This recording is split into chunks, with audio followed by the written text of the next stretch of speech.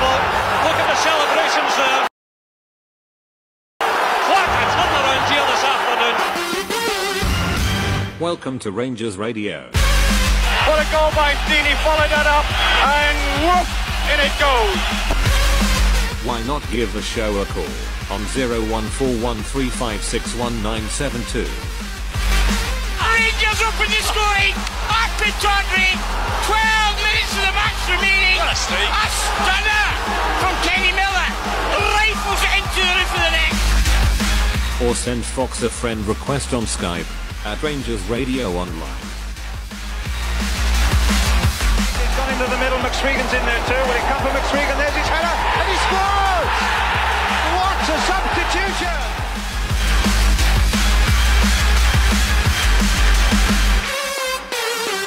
Running inside, is he going to let flies in? He scores! Good ball! Scores for Rangers! Nacho Lobo with one kick of the ball to take Rangers to Manchester. Rangers are coming! The Scots are heading for Manchester, and you know what? Manchester may not be big enough. Remember, it's all about the Rangers. Hello, good evening and welcome. Welcome to Rangers Radio. Join myself on Oxter on the panel this evening. Is the one and only Bridgeman. Evening, Bridge. Oh, good evening, pal. How are you? Yeah, I'm okay, mate. Aye, Yourself? Aye, brilliant. Can I just say a big good evening to yourself, a big good evening to all the other boys on the panel, huge good evening to the guys in the lobby, and to other Rangers fans all over the world. Good evening and welcome to Rangers Radio. I just had to get that out there. Yeah, aye, you feel great. better for it, Bridge? I do, aye. Do you have the time to reflect on last night's performance? What's your thoughts now, mate? Because sometimes you see it differently. The day after, if you know what I mean. I think the disappointment's still there because really and truly we could have won it. I think, to be honest, I think it was an absolutely game-changing. You know the old statement you like to say yourself, goals change games, and they got a goal for nothing. I know the guy still had to score the penalty, and he did it well, so well done to him for that, but it was never a penalty, ever. And it just reminds me of some of the times we've been up at Aberdeen and the free kicks and things like that. I remember that young boy got a free kick just outside the box. It was never a free kick in its life. And he scored a beautiful free kick. So, I mean, a number of times we've had this against us, and we've been, shall we say, a victim of our own devices, shall we say. So, through that disappointment, I thought we played really well in the second half. Not brilliant football or anything like that, any stretch of the imagination. It was one-way traffic pretty much so in the second half. Yeah. But I thought we did very well. We lacked that spark in the final third, mate. We're not getting any Jamie Murphy, Candias, Dorrans and Holt for the start of the first half, and Goss. Dorrans, can't blame him, he wasn't on the park. Goss and Holt, no creating a lot, mate, and that leaves Morelos with a sort of thankless task. He gets frustrated, the boy, you can see he's desperate to score a goal, he works hard, he annoys everybody, even annoys us. But we need to get creativity into our team, mate. With all that possession, all these situations, all the possession in all the right places, and we're not making enough chances, mate.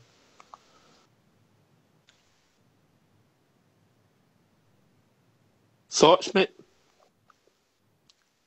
Sorry, I thought you were speaking to Foxy there. I do apologise. No, it's only me and you. I know. I thought Fox. You said Fox would come in, so my apologies. My thoughts is, I think that Morelos we need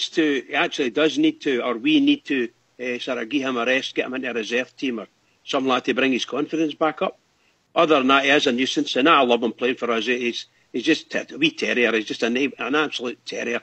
And he fights everybody, and everybody fights with him, which is good for us to a certain extent because he nearly always comes off as a winner, in my opinion.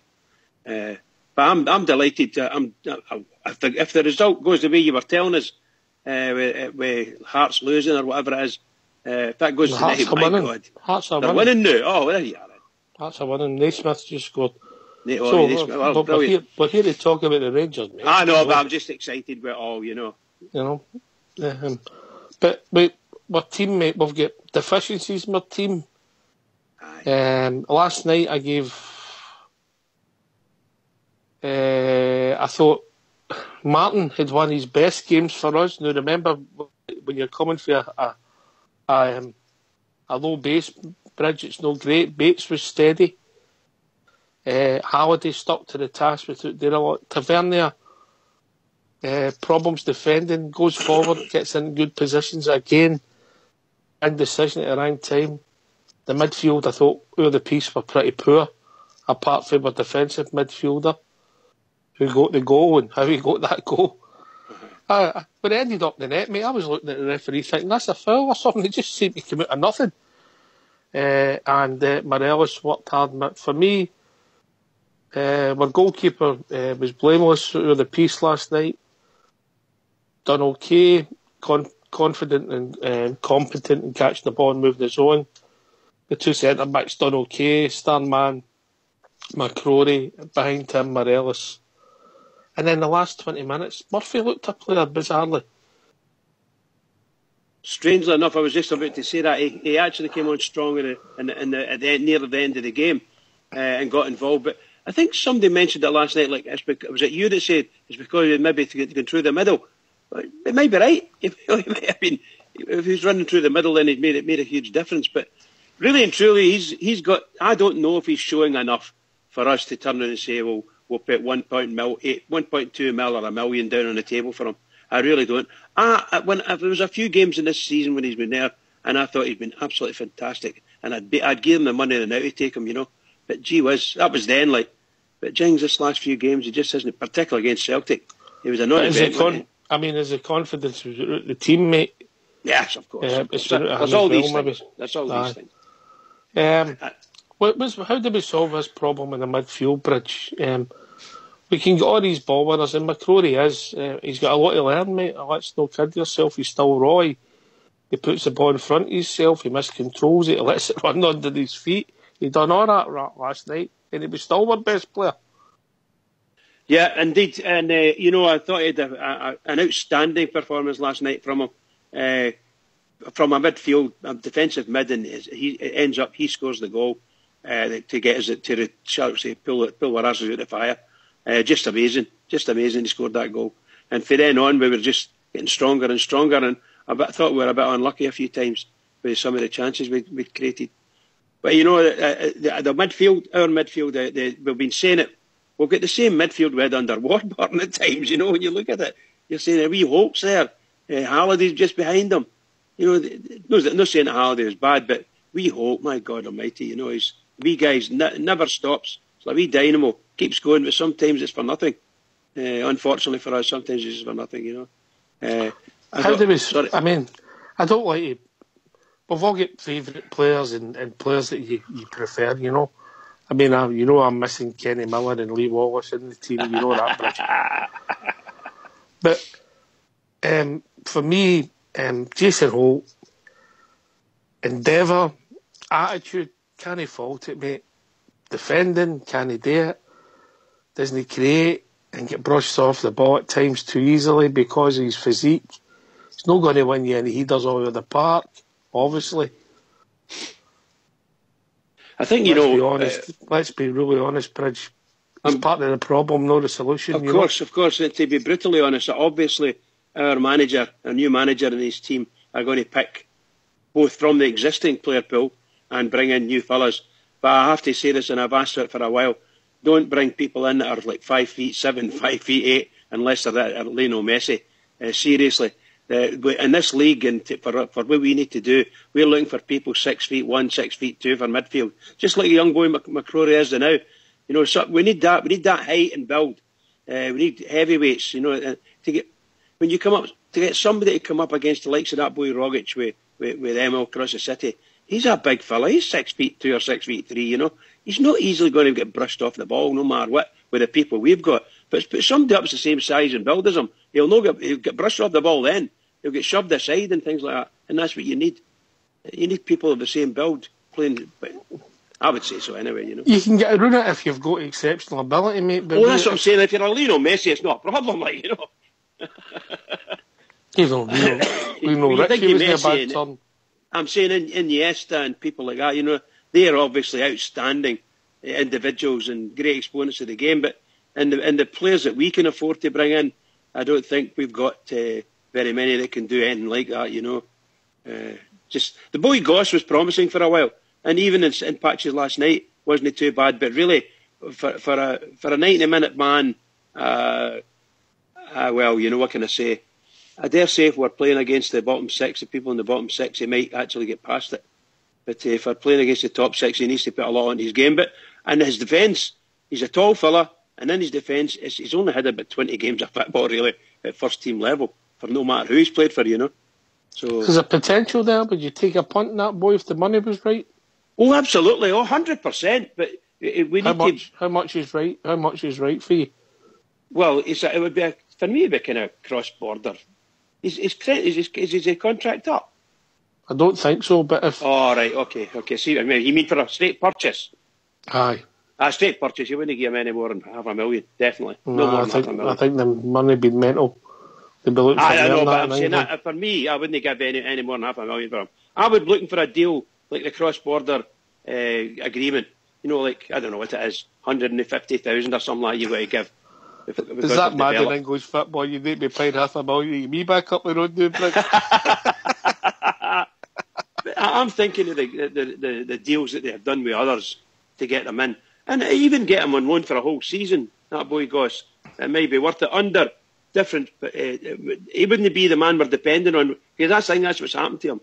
He's ended up as the one we're dependent on. We've got Goss on our side, and he's a great player, and he is a good player. Potential there for you, mate? Is there potential with the boy? I mean, even if he leaves us in the summer, do you think he can go in and be a player? Oh, I think so, but I think that if he's playing in the English Premiership, was he with Crystal Palace or is it Queen's Park Rangers? Queen's Park Rangers. Oh, he's in the Championship, isn't he? They're the mid-table, no, below mid-table. Well, so the chances of... He'd probably end up getting a game for them, but it's a tough league. I mean, seriously tough. Hefty tackles and that going in. Pace, You need to be pretty good in your game. But if he was playing the Premiership, he would get a chance to show the silky moves and things like that, I still want them to. I would still love them to go out and get that wee guy for.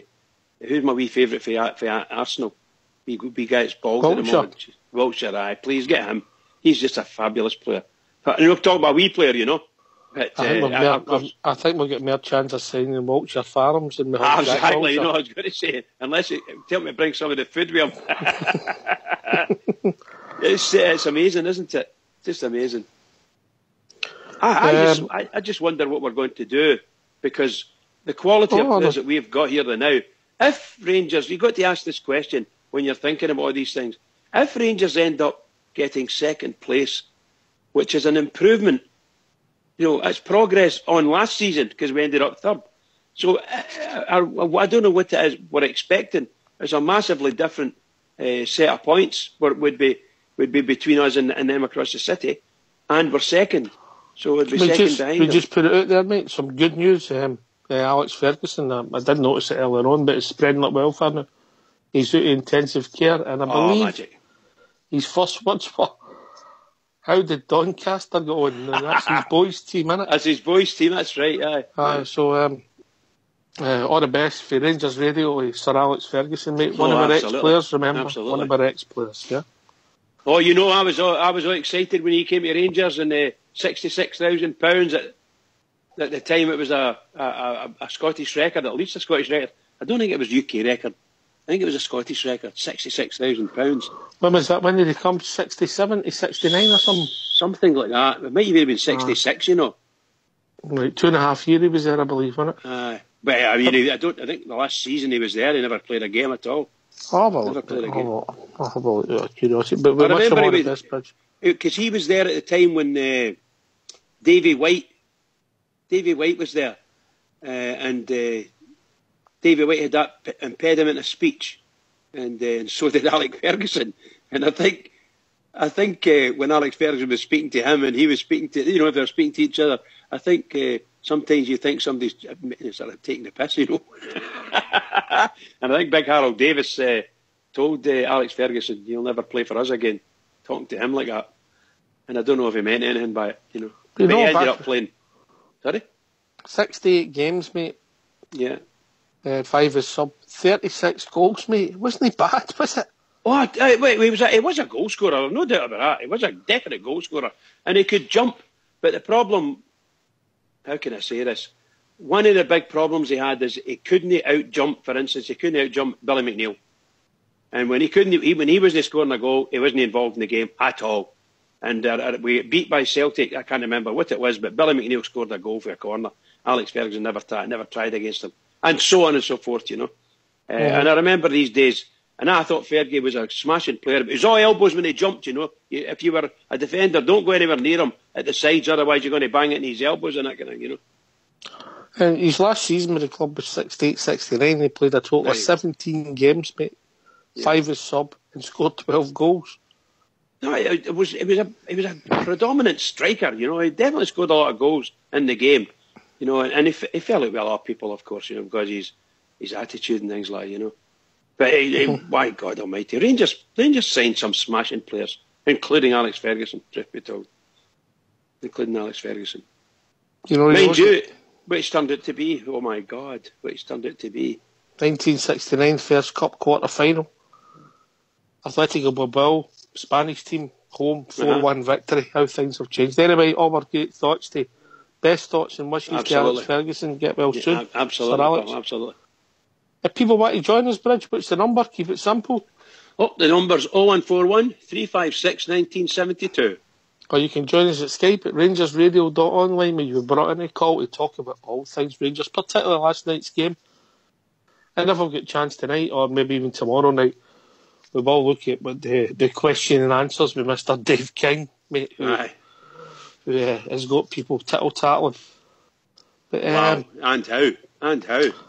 I would like to hear anybody who thought it was a penalty kick. I think Fox is away getting some therapy after that last night. I don't think it was anybody else but him. Do you think we should get him drugs tested, Bridge? I think so, pal. Or get him drugs, just leave.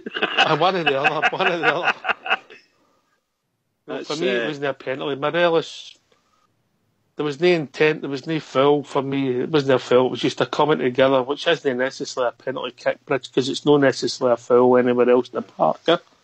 I think 100% that Morelos took the ball. I think it was him that played the ball. And I think they've had a dozen different angles of the cameras, and everybody that I've heard, except originally Foxy there, said that there was absolutely no doubt that was never a penalty. But they're not making a big deal of it.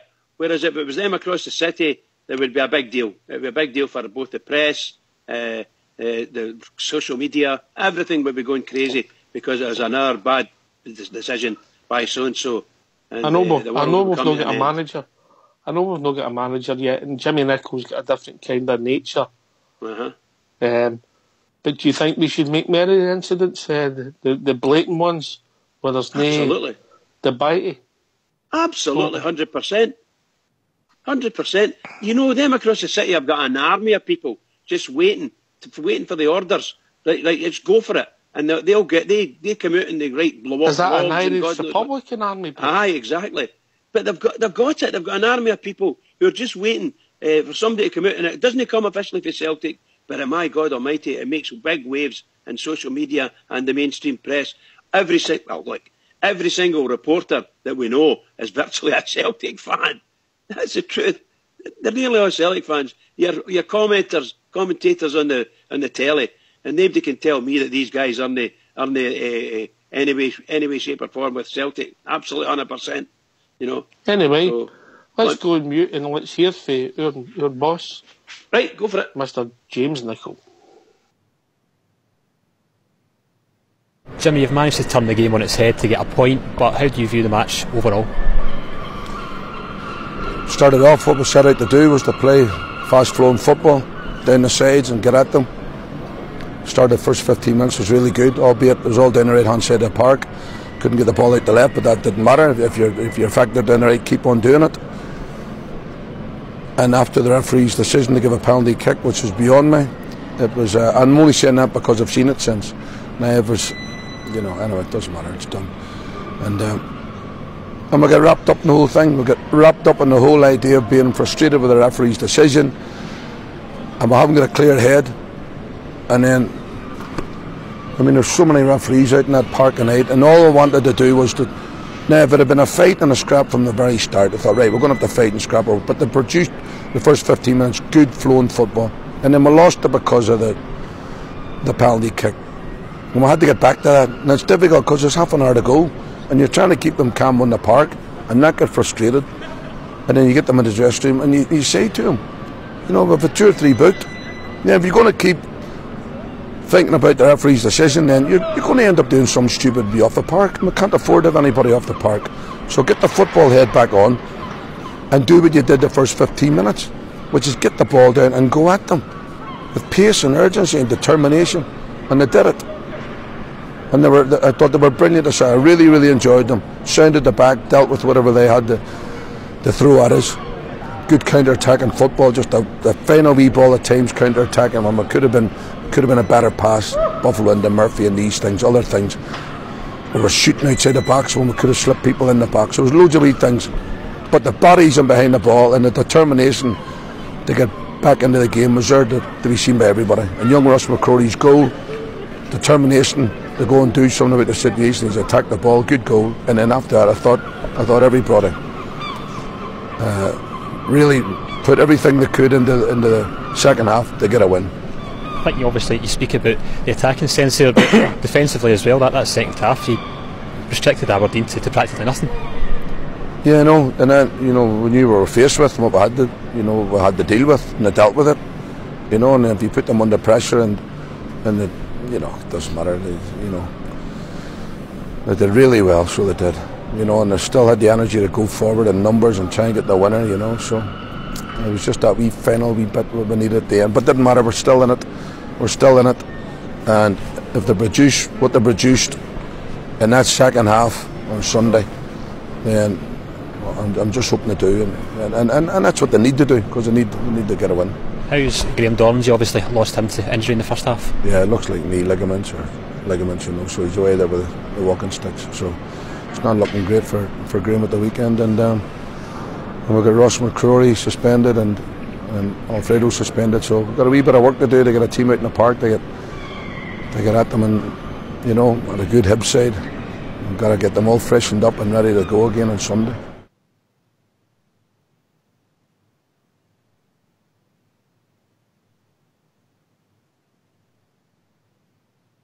Well, thanks for that. Are you back here, Bridge Boy? I'm indeed, bud. I'm indeed. By the way, a very fair observation of the game, mate. I think I don't know if his synopsis is the right word, but the way he's seen it is pretty similar, my good self and yourself. Absolutely. Maybe he gets a bit of criticism about no making a song and dance on the interview about the penalty, but he's right, it has. You can't change it. But it was also Rangers TV he was speaking to, so maybe he's just been quietly spoken about it because that's his nature, Jimmy. But he summed the game up pretty well for me. Yeah, 100%. I think insofar as making big waves about these things, we need to have the shall we say, the infrastructure that includes PR, a good PR outlet. And we need to get that done. We need to be able to get our manager or representative out in front of this PR area and let them tell the world what they think, how it went, and so on and so forth. Because, number one, if you're on, we're not getting interviewed on the BBC, for instance. So the people who watch the BBC are not hearing any Rangers managers comment on a game. So you have to be on one of the other channels, either Sky or BT.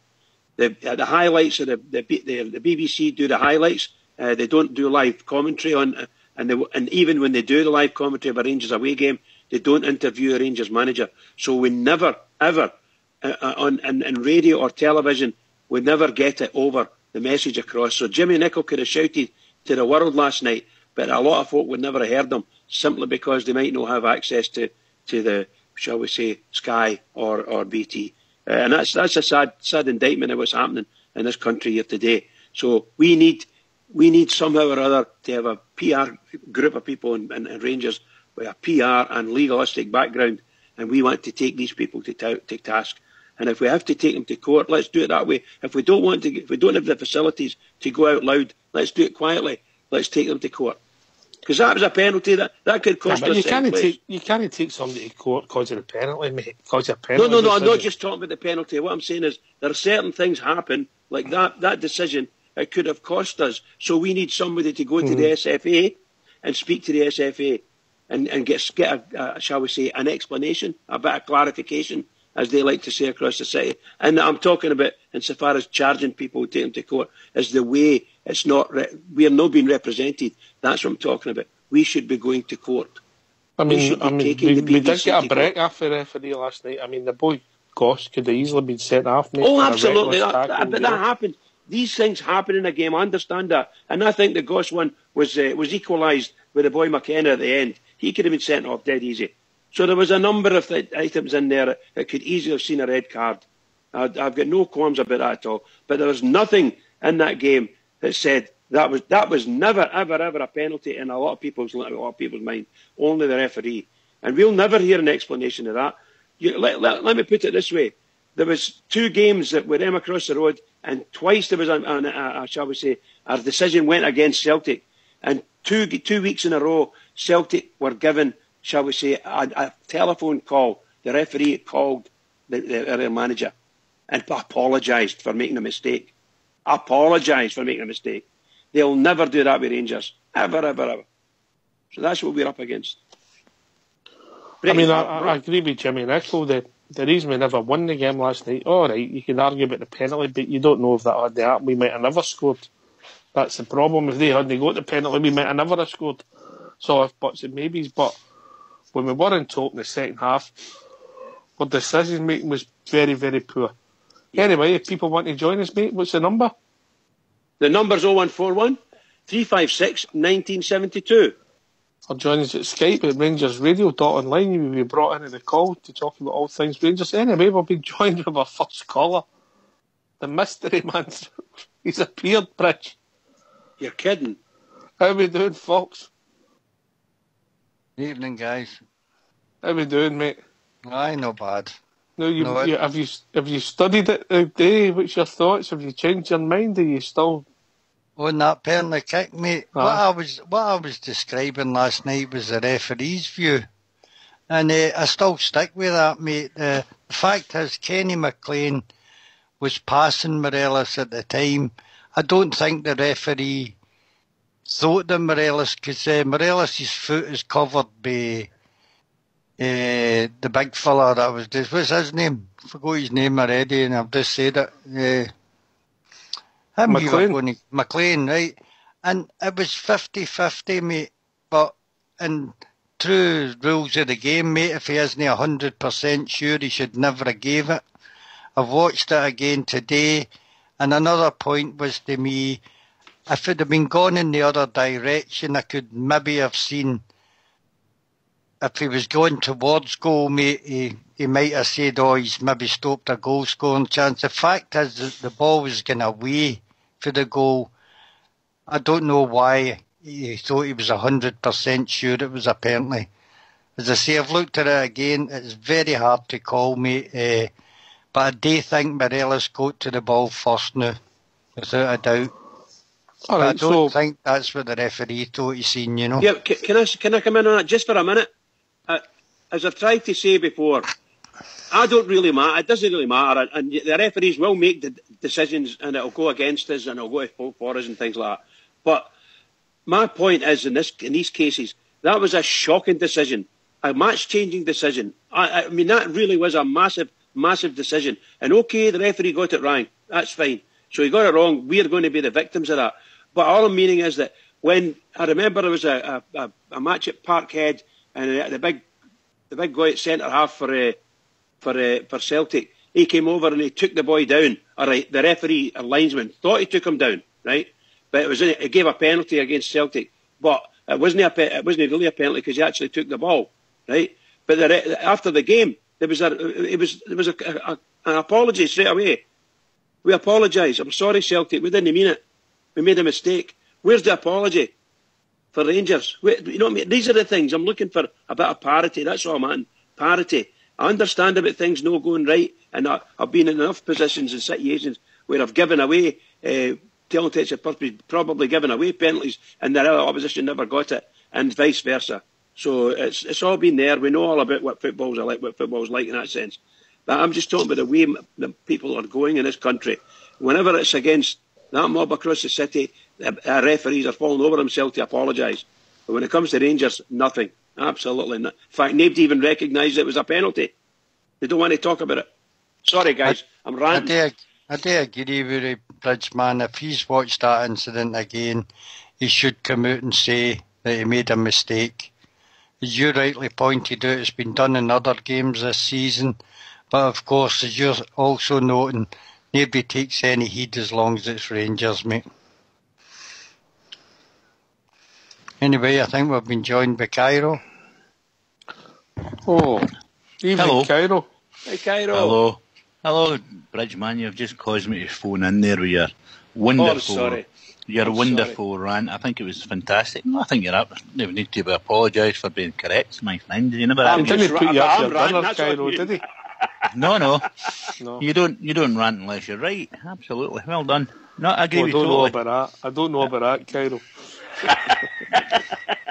You don't know about a lot of things, Jock, to be honest. You're also right about that, mate. Oh, by the way, he's a very cruel man. He's a very cruel man. No, I think you're right. I think we're leagues behind that mob across the road for that type of thing, for using media to their advantage, for using the media to put pressure on people, all that sort of thing. As you say, they've got an army keyboard warriors, shall we call them, who are fighting for them all the time. And whenever things do go wrong, then of course they bring out the big guns and start all the carry on. So I agree with you totally. The folk in this country woke up and started fighting back, right into newspapers and all that sort of thing like they do. I mean, they were whole army keyboard folk that anything that goes wrong, they get the word and they bombard it. We need to do the same. Fight fire by fire, is that what you're saying, Cairo? Aye, an eye for an eye. Mm-hmm. I know you're a religious man, mate. I take it for you. But you always were looking saying, the bright side of your life. I know that, mate. But you've had time to reflect, and was it a penalty kick for you? It wasn't a penalty kick last night. I didn't think it was a penalty kick the first time I seen it. I didn't think it was a penalty kick the second time I seen it. And this morning it wasn't. No, the night it wasn't. And the more it'll no be. And when Fox sobers up, you'll be able to see it wasn't a penalty either.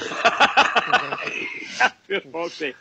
I just have a point of view. That's me, Cairo. I always try and give my opinion on it. I just said for the referee's view, you could see why he maybe have given it. I'm not saying it was correct decision that he made, you know. A wee bit backtracking. I think we'll get a wee bit backtracking for Fox, but I know Fox, you're entitled to your opinion, my friend. I never said you weren't entitled to your opinion. I'm just saying. Cairo, the big thing came out of the game, watching the game last night, and I felt frustrated with, is your decision making in the final third, mate. And Jimmy Nicholl, I don't know if you had the interview, mate, because I know you were on the cheese and port. I heard about it. Right. And he says if we make the passes, we don't shoot, we do the right. Basically, we're decision making in the final third, and that's been a problem all season, mate. It has. A decision making at certain times. And when we make the right decision, sometimes our ability to carry out what we're trying to do is appalling as well. There were a couple of incidents, even Jimmy Nicholl mentioned them. You know, just the wee touch here, the wee touch here.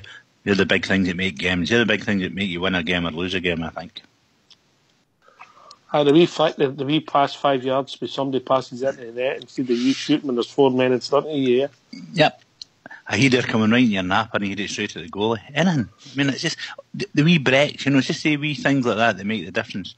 Now, for the wee headers going in the goals like that one last night, confidence. Hey guys, it's confidence is everything. If your confidence is low, then like everything else, when the gun gets tough, then it's really tough. And the wee breaks that you normally sometimes get if you spliff a ball and it goes in the goals. He spliffed a couple last night and they went to high heaven. Ali was famous for it, mate. He'd have came for that dive and he'd have wanted to put it in one corner and come off the corner and he'd went in the other corner. Well, I tell you that before on this programme, I tell you about the time we were up at, I think it was at Broth, and Big Butcher was up for a corner and Butcher could have headed for goals and everybody thought he was going to head for goals. And, you know, at Broth, parts dead tight. And he did it down to McCoist. And McCoist tried to hit it. hit his shoulder and went out of the bar. You could just see Butcher shaking his head as if to say, why the hell did I not read that myself? Exactly, yeah. But 2 seconds later, McCoy had another shot at goal. Didn't get his head down, it was a sort of a miss, and that was it. Goal. So, it was always a debate we had with McCoy, you know, for me and my mate, Tam. Always, he said, but he's there, he's always there. And I'm saying, but the chances he's missing, Tam. He said, but the thing is, the other players, they wouldn't be there to get these chances. And that debate went on for seasons. Because I said, if McCoy had scored all the chances he'd had, he'd have been easily been the highest goal scorer in the world. The old Dalek debate. I don't think you were alone in having that debate. No, I don't think we were. I'm just talking about the confidence, about the difference between the mentality between McCoy and Morales. Morales, his head goes down, he gets off huffy, you know. Whereas McCoy's, oh well, I missed it, I'll get the next one. Oh well, I missed it, I'll get the next one. Oh well, I got one, that's great, brilliant. I'm brilliant, you know. Different mentality. Do you think that was a good result for us last night, Cairo, considering how we've been playing lately? I don't, Fox. I'll tell you why. I think they were there for the taking. I don't think they're a great team. I think I think Aberdeen were there for the taking. That's why I don't think it was a good result for us. That's the only thing I can say. I think we're going to play a better team in Sunday, and we might get the breaks. Saying that, we had a couple of chances, never took them. As you say, a couple of bad decisions in the vital third of the park. But for me, at least the draw gave us kept us in the hat type of thing. Kept us going, kept us with a chance of getting second. It was definitely better than a defeat, obviously. But I think Aberdeen were there for the taking, and I'd rather do things in the rain, in the rain.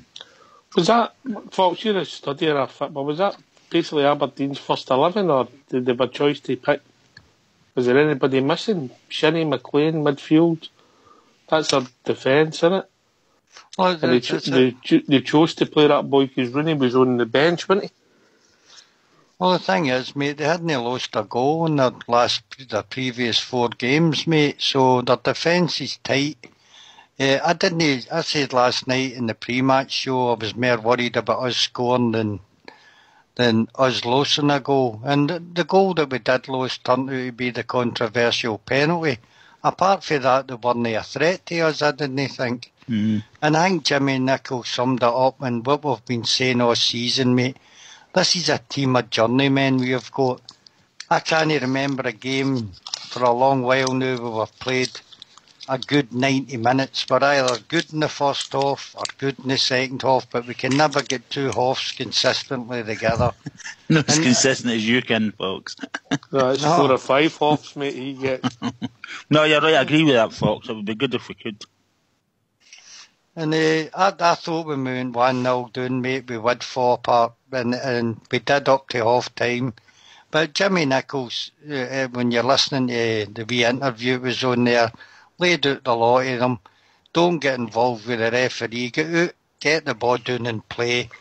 And great point that, Fox. Great point that. But I'm going to come to that, and I'll come to you with the question first. So what is he saying there, that we lack leadership on the park?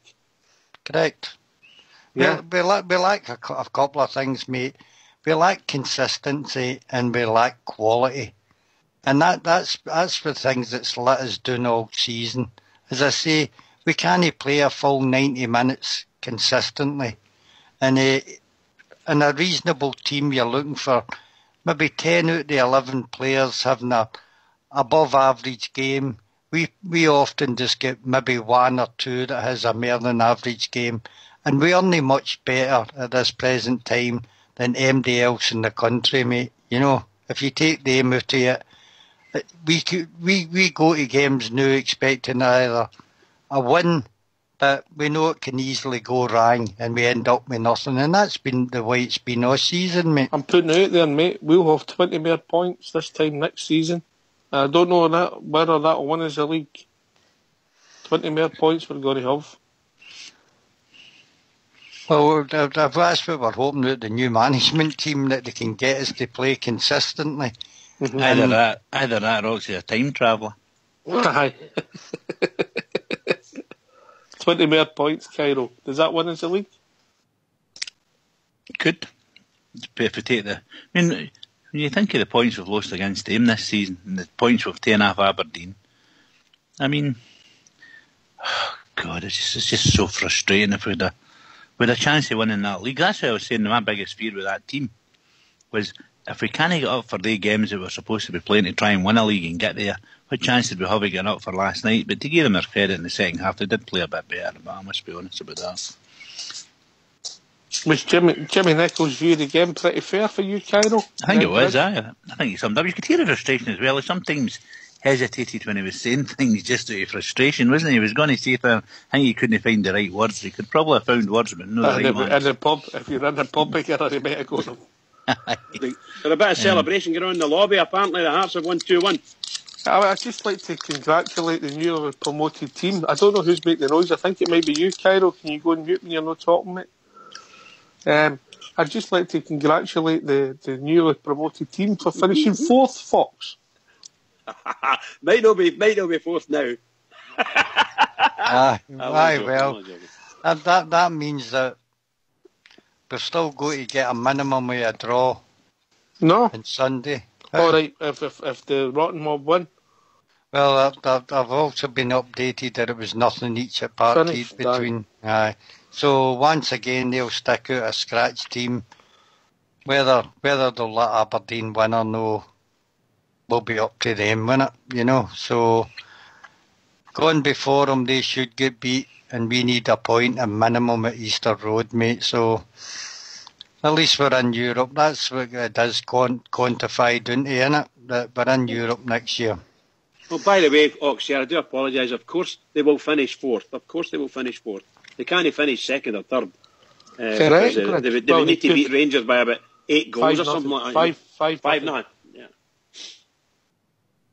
Yeah. So that shows you that draw last night, that point last night could be absolutely brilliant for us, in a sense. Bad as it was, it could be brilliant for us.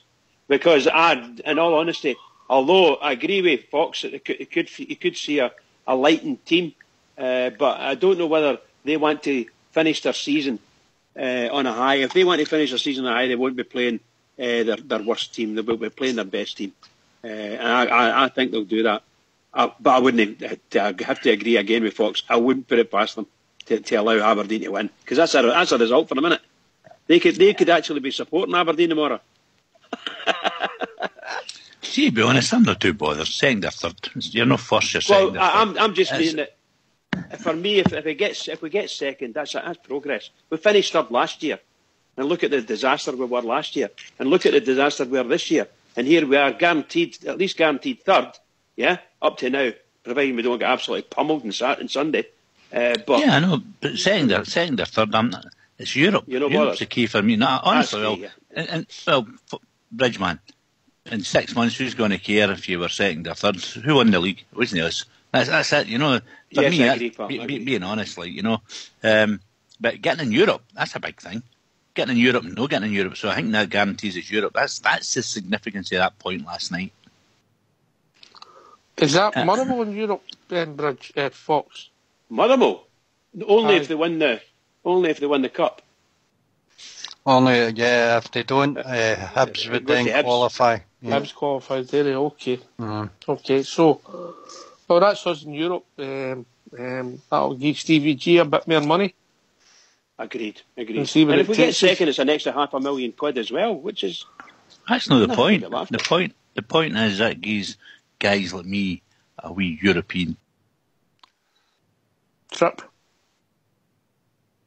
Oh yes, 100%, absolutely. I wasn't mean then, but I was just mean between. Sorry, Bridge. Between second and third, I think it's £500,000 difference in the all right. The payout. Right. So it's worth the revenue. I reckon in times like this, you've got to be a bit selfish. So when you think about the travel aspect of it, it just makes it more a wee bit icing in the cake. Exactly. Knowing your luck, they'll get a team for Wales, mate. How does it go with the actual the qualification matches? You know, if you finish second or third, is it the same amount of qualification games? No, I think we'll go on a round earlier, mate. I think it's July the 12th. Funny enough, is the first round of the games, mate. Well, Yeah, I but hope what we I'm get an saying away is, tie, because if we get a home tie, we'll find it difficult to get a ban. I know. But what I'm meaning is, if we finish second, is that better for us than if we finish third? Is there an extra qualification match to play if we finish third? I think so. Right, okay. There was last year, we went in earlier, so we'll see. Look, if we've got extra games at home, maybe it's more revenue for us, Fox, eh? If we go through, that is. Correct. As long as we don't do what happened with that progress mob, mate. I personally, I would rather see us concentrating our home form in the league at home next year. Thursday, Sunday football would be a big strain on our side, mate, and a couple of qualifying games for the support to get their trip, mate. But after that, mate, I'd rather see us concentrating in the league and winning cups here than foraging off to Europe, mate. That'll put a tremendous strain on the squad we'll have. The only problem I'd have is if we manage, if we played against one of those Spanish teams, the pool cleaners and waiters team, that would be a disaster. After that game last season, man, that would probably use a hard game. You're probably speaking from experience. Some of these guys were quite good. He should have went that night, mate. He should have went that night. He should have known that he was... No use mate. That's done and past. We've got to look forward to the future now. All right, so that's making scrub on this day. We can't talk about the past then. All right. No. You know what I mean. Team-wise, mate. Look, I want to have an enjoyable summer. Looking forward to who we might be signing. Maybe a couple of games in Europe, as you say. And then the start of the season next year. Instead of... It'll be a case of the last couple of years, what are we bringing in, what are we going to do? I think it looks a bit brighter for the future for Rangers at the moment, mate. There seems to be a bit of planning in place and a bit of... we're going to have people making decent decisions. We'll be putting somebody who's a genuine star in charge. With somebody of calibre next to him, we can move on with experience. We can move on. We brought in Kachina, and I know I'm not allowed to talk about that. I never said that. No, I know, I'm being taking it. But we got it wrong. Mark Allen came in after him. They brought him in. And by the way, I agreed with the gamble. I letting him see the dressing room. Jeez, did he rip that apart, and the whole thing fell apart. Stevie G will come in 1st of June. There might be players signed before that, because I think the work's already started. We Andy, the chief scout, I can't remember that guy's name now, Fox, he kept referring to. And then obviously Mark Allen, and I think there'll be constant dialogue, and as of maybe this week, when people start being out of contract, things could start moving for us. I think a big priority is to try and get the club cleared out right away, mate. I don't know, if we have got a few quid this year for transfer budget, mate, maybe we should apportion quite a wee bit yet to clear the decks.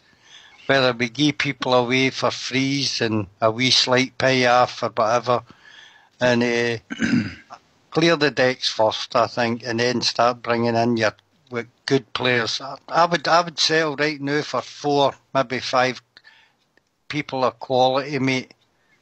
I don't know how much that'll cost us. The boy Arfield's already signed up. He's supposed to be a bit of different quality with what we've got at the moment.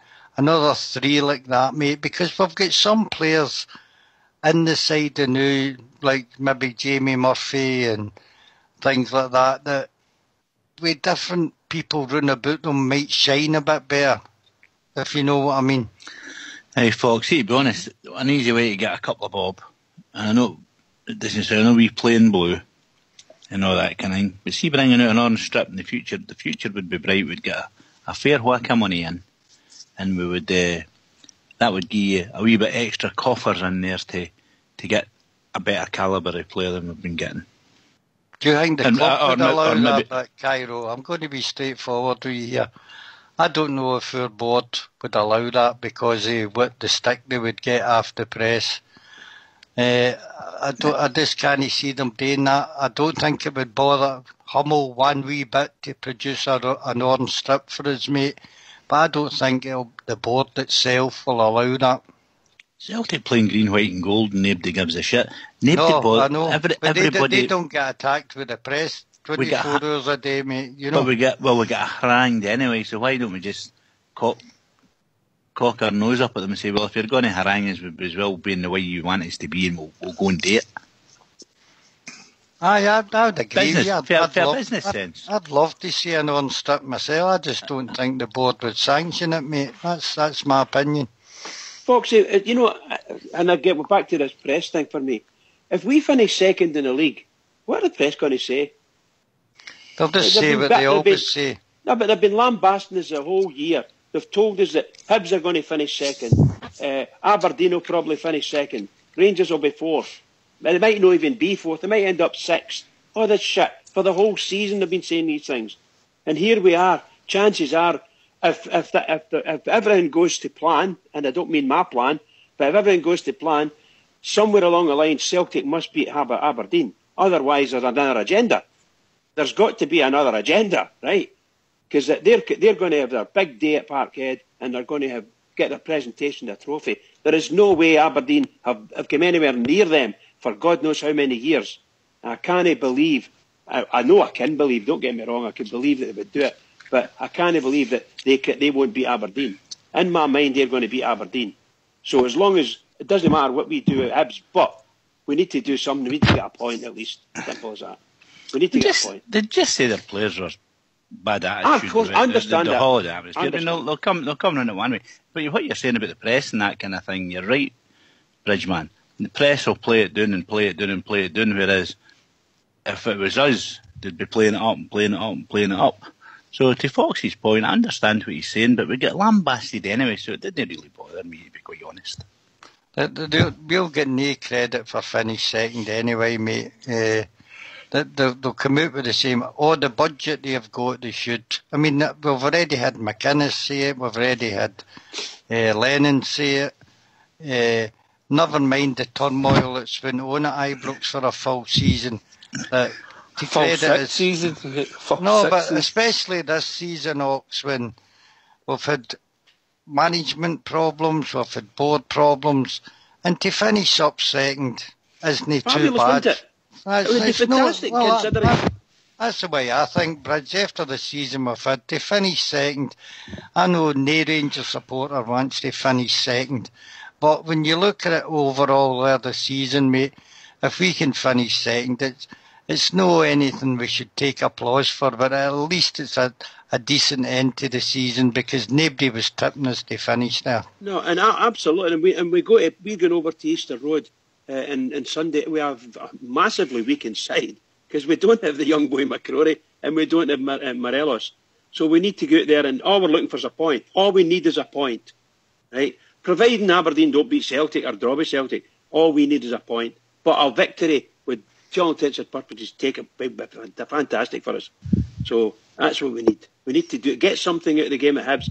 But I'll accept third spot now because that's what we're in. We're in third spot and that's all there is to it. It's an interesting thing. You say, there's a revenue stream that you could cash in on in a one-off season to try and, you say, Fox, sweeten some players leaving there to entice players to come, and we can't do it because the press would lambast us. It's ludicrous. It's no. I just find it incredible that in this day and age that sort of thing happens. But I agree with you, they'd be all over it like a rash. Look at the last time we had it with the Dutch one, the Dutch Cup final kind of thing. They lambasted us for that as well. So a second strip, it would be great for me, and I think that'd be the strip that it's certainly the one I'd get anyway. See, Cairo, I you think there's do them in that size, Cairo? I'd put it at his pool table, Snooker table. I think that the time when they brought it out the last time was a different time. And since we've had our problems and we've come back and we're up there near the top of the league, potentially going to end up second.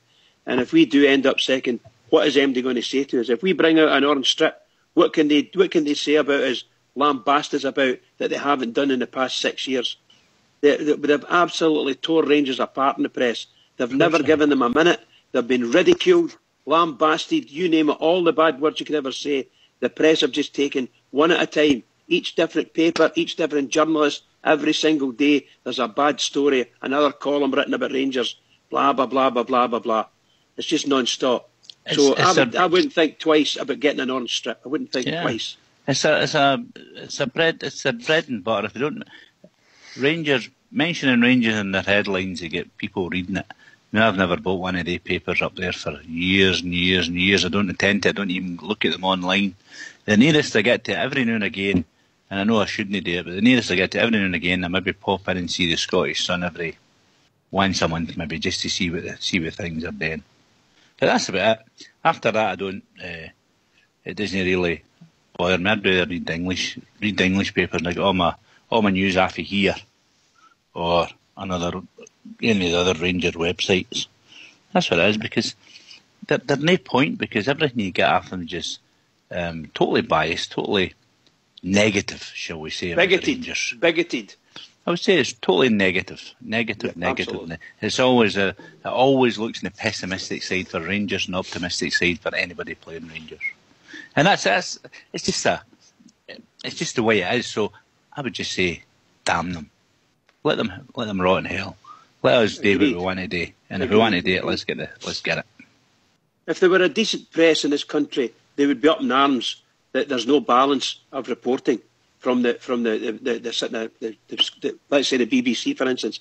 It's an utter nonsense that this is going on for nearly 3 years with the BBC and Rangers. Utter nonsense.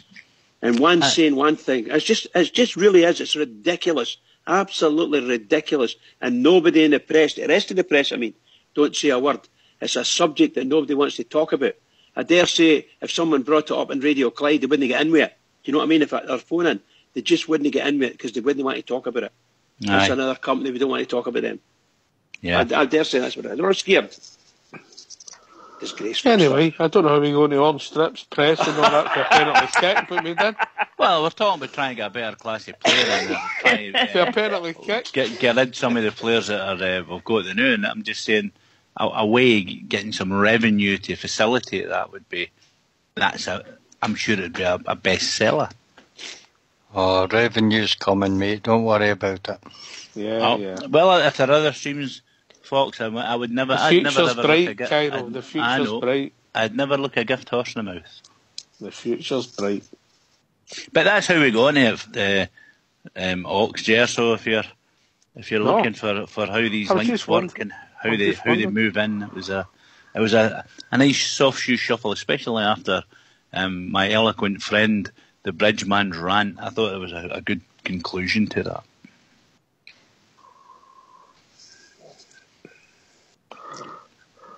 Are you happy, Bridge? You had your rant, you calmed down? Well, to a certain extent, you know yourself, it doesn't take much to sort of, shall we say, get me going. Oh, I know that Mrs. Bridge has told me that in the past.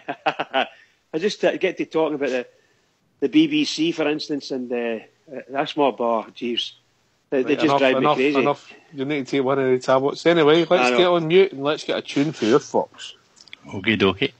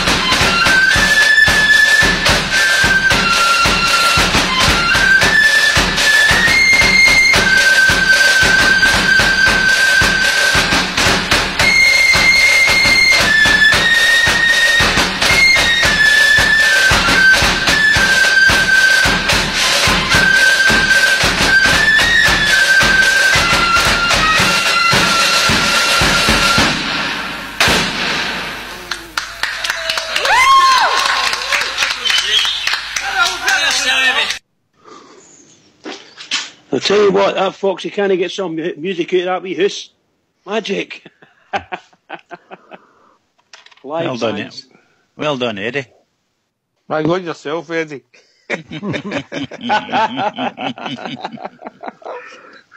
Steady. Anyway, we've been joined by Ryan. Evening, Ryan. How you doing, guys? You alright? Hi, Ryan. All right, mate. Ryan. What's on your mind, mate, last night? Or tonight? I was just watching the game here. To be honest, mate, serves that Hibs mob right. You know, I hope the stand behind where we should be on Sunday, although I imagine there'll be a lot of empty seats. So, as I say, mate, serves them right. I've not listened in, so I don't know what the theme of that was for the first half, mate. Just thought I'd phone in. We started off talking about the game. Digressed on the orange shirts. What else did we go into? Referees, but we're mostly talking about the game, Ryan. What's your thoughts, mate? You were up there. How did you see it? You were the best. You never a penalty kick for me, mate. Never. I don't know, mate. I thought I can see why it's been gave. To be honest with you, I think I'll give the benefit of the doubt to the referee. I thought he'd a poor game, to be fair. And if I'm being honest, I can see why he gave it. I tend to agree with Fox. I listened to the show, last night's show, after that show, I listened to it a day I'm working. I kind of agree with Fox. I can see why it's been given. But again, we've got, you know what I mean, we've got the benefit of looking at it, 5, 6, 7 times, to be fair. I thought we started off decent, first 15 minutes, no like us at all, on the ball, sharp, good range of passing, couple of wee opportunities with a wee half chance that I'm sure we don't slip Morelos in. And then obviously the penalties changed the game. I think we totally fell out of the game after that. Again, just same old Rangers again, bullied in the middle of the park. Very, very poor in the wide areas, very poor in the full-back areas. I thought, Halliday, he never got fun out of Halliday, but the boy's an absolute bag of nails, isn't he? I mean, he just kicks the ball away he's facing now. Just wants to get rid of it, as soon as the ball comes to him. It's a shame for him, because he just looks like a player who's just totally lost all confidence in his own ability. But second half, we came into it a wee bit better. Should have maybe went on and won it. I think a draw was probably, looking at it, a fair result, although I wasn't happy with the draw. I heard our captain coming out and saying it's a great point. That's never a Rangers captain, never come out and say that, even if you do believe it deep down inside, you don't come out and say that publicly. Disgusted with that, to be honest. But they're a very, very poor team. How they're second in that league, I'll never know, because they're stinking. Let's be honest about it. One player, the boy McLean. Boy Kenny McLean, part for that. But we're poor as well. It's the same old stories. Guys get into it, do a job. Goss and Jason Holt in the middle of the park. McCrory. All your midfielders are all the same type of player. You've got absolute zero quality in the final third, in my opinion. The boy Murphy looks like maybe the only player that could maybe do something in the final third, but just at times for me, he's just not good enough. I just don't see it. I just think, to me, he looks like a typical average player who looks a bit better in your team because we're so poor. Never a £1 million player for me. And I hear the deal's already probably done, but if it was up to me, I'd be trying to cancel that deal, because surely we can get better for me than the boy Murphy. I honestly think they're a player in there. I think he's just been sidelined. They're not playing him right. He's a winger. What's the guy playing in? He's not a bad player. He goes by players. I must admit, though, the last couple of games he's ghosted. He's ghosted the game. He never really get into it much. He's like a rabbit in the headlights a couple of games. Same with Candias as well on the other side. I mean, for player of the year this year. He's starting to get my nerves now, mate. For me, he's starting to get my nerves. Just total lacking in any quality whatsoever on the ball. I mean, he works hard after the ball, he does a graft, he shuts people down, but on the ball where it counts, we never get the ball in wide areas and just go at fullbacks and give a fullback an absolute torrid time. Honestly, every time we should have the ball and get at people, and we never ever do it and get to the byline putting crosses into the box. for me, I didn't understand either why you bring Jason Cummins on and stick him at the left. I just don't understand that. When you're got to go and win a game. You play it, you put him up top, and you're hoping for scraps in about the box or opportunities. You totally wasted it that left hand side. But maybe I'm being overcritical. I don't know. I'm just looking forward to the season finishing now. It was a different atmosphere up there. It just didn't feel like a normal. I think a lot of Bears are the same. We're just kind of sick and tired of seeing the same, stuff. I watched a game of football the night where the quality wasn't great, but I'll tell you what, Hearts dug in, fought, determined, won every ball, won every second ball, chased and harried all of the pitch, and that's what you need to do. That's the minimum requirement you need to do in any football match. I thought Lafferty and Naismith were by far the two best players in the pitch tonight, and I worry because on Sunday Hibs will probably absolutely dominate us. So that just shows you where we are, in my opinion. I can't disagree with that. I think that's a very fair assessment. I can't disagree with that. We need to watch some people might, I don't know if in the lobby, some people might think I'm being critical, but I'm just at the stage now where, if we'd have came fourth, and we didn't qualify for Europe, if Motherwell would have won the cup, I'm tending to agree with Fox now. Fox said this a couple of weeks ago, and I thought, no chance, no way. But I think having Europe this season would do us a world of good. Get the new manager into bed new players in, bed himself in, and just get us ready for the first league game of the season and just concentrate on the league. And that would have done us a world of good. I think we're probably going to end up having to go back a lot earlier now because of the European qualifiers. And I think this season that's just going to have going to be detrimental to us, to be honest with you. Oh well, that's the second thing I've got to disagree with you, and I forgot there was something I disagreed with you on. Never a penalty. Never in a month of Sundays was that a penalty. Doesn't matter what angle you look at it, never a penalty. And I think we should go and play in Europe just to see what it's something to tantalise, test, give folk a vision, and also that's the most important part of that one. But you can't say that you can't say that at the team talk. So I'm going to disagree with you too, bud. Can I come in on that? Certainly can. And he wants a trip as well. Last time he was in Europe was the 6th of June 1944, right? I have to agree with Ryan in a lot of cases. I do agree with Iro the same. My first impression when I saw that on the TV then was never a penalty. I thought Morelos took the ball, and he did. And I think we're just victims of another shocking, as it turns out, refereeing decision. But there's not much else I can say about it. And what do you call him? Jimmy Nicholl actually covered it himself, and he doesn't want to make a big deal of it. But I agree with you that when if you just imagine what Hibs, when they came to Ibrox, they actually bossed us for big chunks of the game and things like that. We're just so weak in midfield against teams like that. We don't have the guile that their midfield have got. They've got a lot of guile. McGear especially. Well, if you look at, just for saying sake, that boy McGinn will fall. As soon as you touch him, he'll fall. Because he's halfway down there, that's the way he runs. He runs with a half-shot knife. And as soon as you touch him, he's down. And obviously, as soon as you touch a midfielder and he goes down, the referee's automatically going to give a free kick against you. And that's the way he plays his game. And he's got a lovely left foot. I'll give him that. They are a good side, good footballing team. And we've got a game in our hands on Sunday, no matter what. But what Ryan says, one of the first things he says, I 100% agree with. I cannot see Easter Road being full, because that's the reason. Because we're going to be fighting for second place, and that's the reason why they wanted all these extra tickets. Now they may in fact have sold the tickets, but I don't think it'll be full. I actually hope that the half a stand that they were taking for their own people is lying empty, and the rest of the ground's half empty as well. That's what I hope. In fact, I hope the Rangers fans, even though they've paid for their ticket, don't go. You know what I mean? That's how bad I feel. I was just going to say the same, Bridge. Now that the results in and were clear, it doesn't really matter. I think it'd be a great gesture if the supporters never went.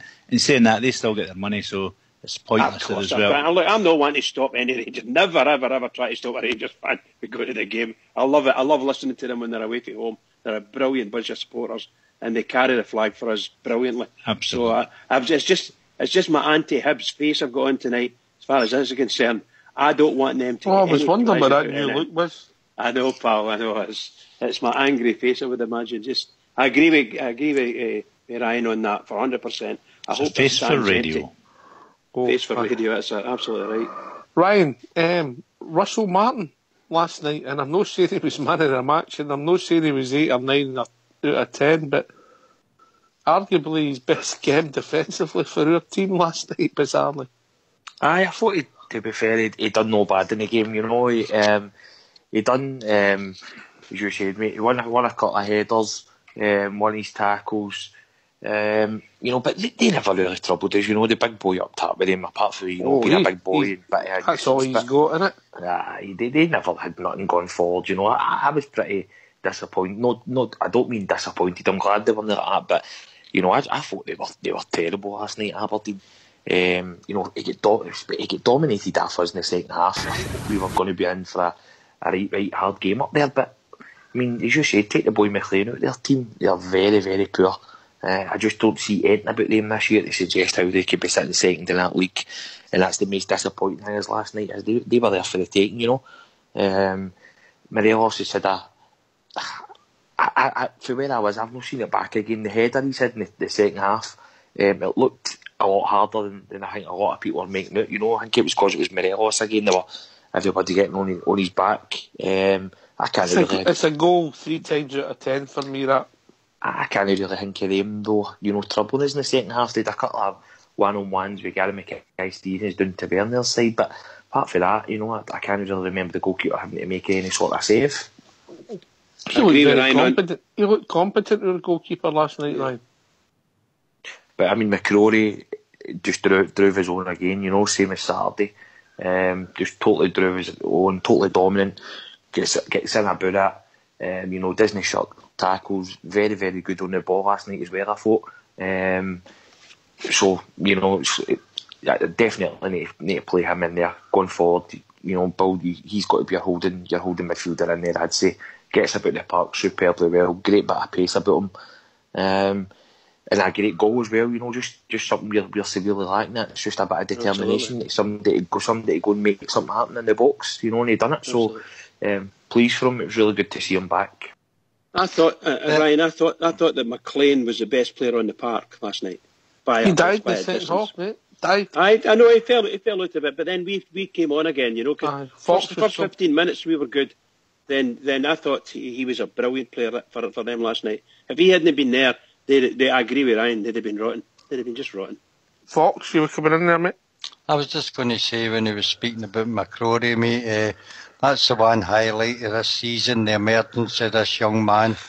I don't know how many millions he might save us in player costs, mate. I think him and Gerrard will go on real fine, mate, and I think that boy will be a consistent player in our team next year. And instead of looking for a midfield enforcer, we've got one. What about Bates? What about Bates going? Do you think we should have kept him? Oh, 100%. 100%. Even if you have him as a squad player, 100%. He's a reasonable defender to me, reasonable. But he's probably the best centre-half we've had all season. But that doesn't mean if we're going to push this team on, he would have the quality to stay there, mate. I'm just thinking what you were talking about cost-wise, Fox for bringing somebody else in and all that kind of thing. When you've got somebody there, you could maybe hone down a wee bit and shape them up and get them really sharp. Well, I think the boy would be a tremendous, shall we say, substitute to a certain extent. If we get 2 decent centre halves, I mean 2 really good centre halves, should I say, then obviously Bates won't be a first pick. But it definitely, when one of them get injured or drops a wee bit of form or something, Bates, I wouldn't be scared of bringing him in. I think he's done a good job for Rangers this season, and playing alongside better centre halves, which I hoped Alves would have done most of the season, but unfortunately that didn't happen. But I think Bates has come on tremendously well. He's gained whatever experience he's gotten, and it's just a sign. Good luck to the guy. He's going whatever negotiations. I think Rangers have got it wrong in that case, but I might be proved wrong. I just think we could have kept him. I do. But to be fair though, I think his wage demands, I think, were well at obviously what we would be looking to, or what we value him. Apparently he was asking for $7,000 a week, so we can't just turn around and be held to ransom for guys who don't believe he's going to kick us on, I think that's part of the problem. Agreed. I think we would have kept him if his wage demands were a bit more realistic with his ability. But the thing is, if you're, just for saying sake, if you were him, you're asking him to play in a Rangers team ahead of Bruno Alves and that boy, what's his name, the boy Cardozo. They two are on, I don't know what they're on, but they'll be on a lot more than $7,000 a week, you know what I mean? So there's arguments for and arguments against. I just don't, I think we might have been doing better to keep him. I don't know what, if we'd said $7,500, I don't know. Maybe Rangers don't want to do that and they've got a way of doing it and that's it. So I'm happy enough. Rangers are doing what they're doing and good luck to the boy and on you go. As far as McCrory's concerned, he's a definite defensive midfielder for me. What we can't do is we can't leave him alone to be the only midfielder that's doing something. We need to get a midfield in beside him, people that actually do the work along with him and create the creative people. Because there's that boy, he ran about the whole park most of the second half and he done everything he could and ended up scoring the goal. And the rest of our midfield were just non-existent in reality at times, just non-existent. So definitely a big star, big 5 stars for McCrory for me. And he'll earn us a lot of money if we try to transfer him, but I don't think we will. Well, I don't think he's anywhere near the finished article yet. Oh, right. Absolutely not. He's only in the game 9 months. Aye. When he lacks control and awareness when he's running with the ball, puts himself to a bit of problems, but he's going to get better playing more games, mate. Aye, I would say so, mate. Definitely. I think he's definitely, as Fox says, he's got to be one of the ones where you're looking at him thinking, God, what a player he could be with better players when about him. Because I think at the moment you've got a young centre half who's having to go into the middle of the park, which by default has ended up being probably his best position. But he's in there being the lead man, if you like. You've got others who are about him or taking the lead off of him. He's gone and winning tackles, winning headers, bossing people about, pushing people in, different things like that. When you've got Jason Holt in there or you've got Goss in there, who, for me, Holt again is right. He's got all the endeavour in the world and he works hard, but he's not got the quality. He's just severely lacking in pace and quality. You listen to me earlier on, I take. You listen to me. Word for word. My opinion. That's my opinion, but I've got the exact same opinion as him.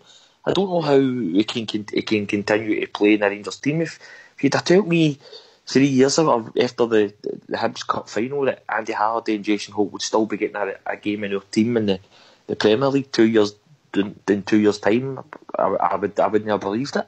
But it's scary to think that he's still he's still playing that. I don't know how the boy Docherty, maybe he's taking the boy out of the game a wee rest, but he's got to play him in there, obviously on Sunday for a bit of energy. But I just think when you've got to places like that, Jason Holt on the ball, severely lacking in total quality, and that's all through your team. I thought Tav as well. I thought Tav was terrible at times last night on the ball. He done all right defensively. I was going to say defending was good, I think. Defensively done all right, but on the ball and set Ryan, why did we let him take free kicks? We don't have anybody to deliver a set piece. We've not had anybody to deliver a set piece for years. He's dreadful at free kicks. Absolutely, I don't know, dreadful at free kicks. I honestly don't know. It tells my hair. Straight to the keeper. What's that about? Ow. Well, just get nothing about it. I do agree, may I say, about Docherty. I'm probably the one person that says, no, we shouldn't go and buy anybody from a Scottish team. And I think we've shelled out for Docherty, and he'll get my support because he's wearing the jersey. But the truth of the matter is, I don't know if he's carrying a small injury or just recovering from injury, but he's definitely not getting a game, not even coming on as a subby. And that tells a story in its own right to me. There's something not quite right, although come this Sunday, he's probably the only, shall we say, fit midfielder we've got to be able to play against Hibs, because Doran's injury has came in again, so he's not going to be playing on Sunday. So probably Docherty will get a game, but I don't think he's he's not shown that he's got any quality that Rangers require. He's not a real top quality. Come on, he's only a young boy, and we say that about a lot of our players, because a lot of our team are very young and they're still to come on. But really and truly, I'm beginning to worry that it's another £500,000 we've given away to another Scottish team. That's what I feel about Doherty now, right in the moment.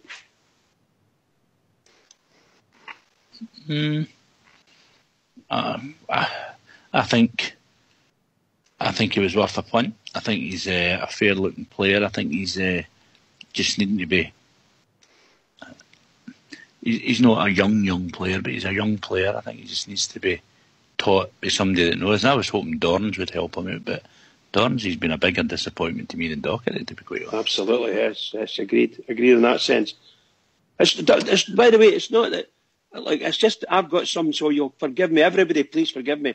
I just don't want to give any Scottish team one brown copper coin from Rangers. Yeah. Nothing. We've given £500,000 to St Johnstone for number 29. What's he done for us? Hee-haw. Now we're doing a similar thing we've done with young Doherty, and I hope he comes good. I really do. I think I did say I thought he would be good after seeing him a couple of times, but now he's not getting even into the team, not even getting in the fringes of the team. He's only in the squad, and that's a sin. But he might still be carrying an injury, so you've got to give him the benefit of the doubt. But I think the difference is... Just cut across you, lads. I've been joined for a few minutes. He's been sitting there patiently. Young Ibrox Loyal, sorry, mate. I didn't even know you there, mate. Evening, Ibrox. Evening, Trips. How's it going? All right, Alright, happy Wednesday night, guys. Absolutely fantastic Wednesday. It's just a present and a future Rangers player I want to speak about tonight. The present player being young McCrory. I believe he was absolutely fantastic last night. There's no doubt about that.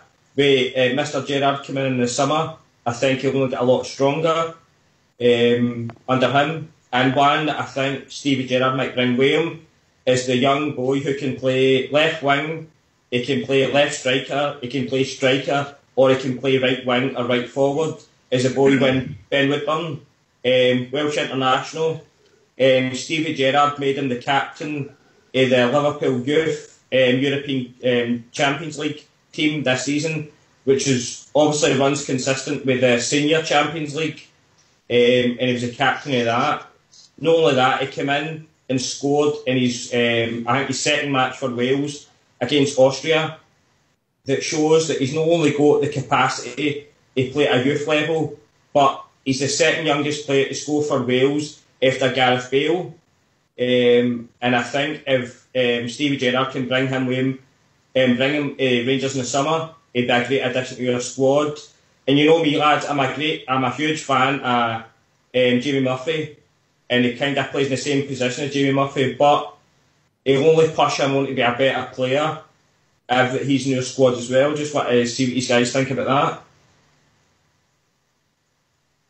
Hi, Brooks. Can I ask you, mate? You said you're a big fan of Jamie Murphy. Mm-hmm. What were you basing that on? What is it you like about him? Well, it was his time at Motherwell, mate, a way back when I first started getting interested in Jamie Murphy, that I really wanted him before he went down south. He played really well at Sheffield United. He played really well at Brighton. When he came up here, he's had a few injuries. Let's not get that confused with anything. But I think next season is, well, maybe we've got one game left, that's obvious, but next season I think he'll be a huge player for us. He'll be a lot more fitter.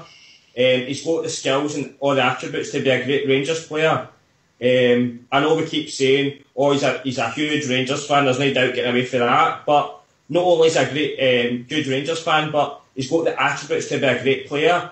And see if we could bring Ben Woodburn up with Stevie Gerrard for next season, he'll only push Jamie Murphy on to be a much, much better player as well.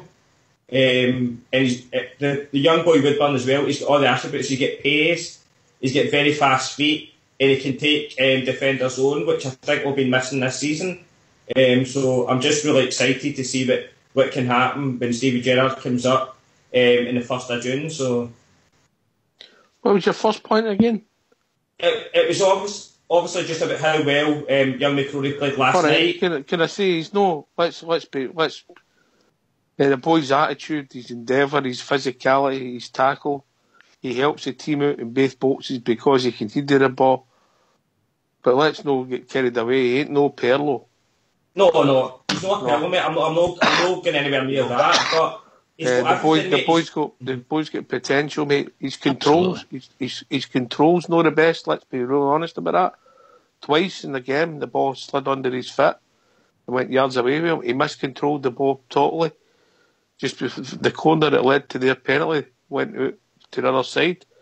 So I don't know if that's down to concentration, Ryan, or just maybe he's maybe too enthusiastic and maybe going for balls on trying to be one step ahead all the time because he's trying so hard. I don't know if that's just down to that. I think he's got a bad habit as well. He dives into everything, you know. And it's, you know what, sometimes it's good, you know. We've all said that we want somebody who's going to go and win tackles and get in about people, but there's just sometimes you just can't win every single ball, you know. And he's going to get himself a lot of suspension, injuries and injuries. Aye, Fox said during a season he'd be lucky to be in your team 20 times a few months ago, Fox. I think he gets into challenges, mate, and leaves himself open to it. And we've already seen it, that he hurts himself more than other players hurt him. And it's his will to win the ball, which is great, mate, but he'll need to temper that. There's times when he can come out more hurt than MD he's going in against, you know. Can I just say to Ibrox as well, the young boy Ben Woodward, mate, what is he, 18, 19, round about that age?